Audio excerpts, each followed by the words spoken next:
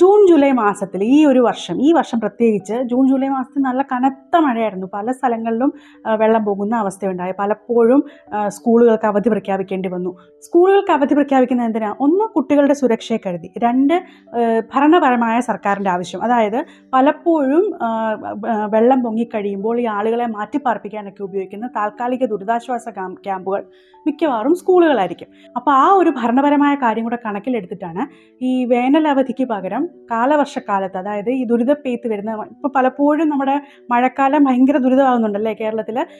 ഈ ഒരു വർഷം പ്രത്യേകിച്ച് മഴ തോർന്നിട്ടേയില്ല, എന്നും മഴയായിരുന്നു. അപ്പോൾ ഈ ഒരു കാലത്ത് എപ്പോഴും കുട്ടികൾക്ക് അവധി കൊടുക്കേണ്ടി വരിക. അപ്പോൾ അവർക്ക് നഷ്ടമാകുന്ന ക്ലാസ്സുകൾ എങ്ങനെ കോമ്പൻസേറ്റ് ചെയ്യുമെന്നുള്ള ആശങ്ക. കൃത്യമായ ഒരു കണക്കുണ്ട് സർക്കാരിൻ്റെ കയ്യിൽ. ഇത്ര ദിവസം വർക്കിംഗ് ഡേയ്സ് ആയിരിക്കണം സ്കൂളുകൾക്ക്, അത്രയും ദിവസം പഠന മണിക്കൂറുകൾ കുട്ടികൾക്ക് കിട്ടണം എന്നൊക്കെയുള്ള കണക്കുകളുണ്ട്. അപ്പം ഈ ഒരു പ്രതിസന്ധിയൊക്കെ കൂടെ കണക്കിലെടുത്താണ് ഇങ്ങനൊരു ചർച്ചയ്ക്ക് നമ്മുടെ വിദ്യാഭ്യാസ മന്ത്രി തന്നെ തുടക്കം കുറിച്ചിരിക്കുന്നത്.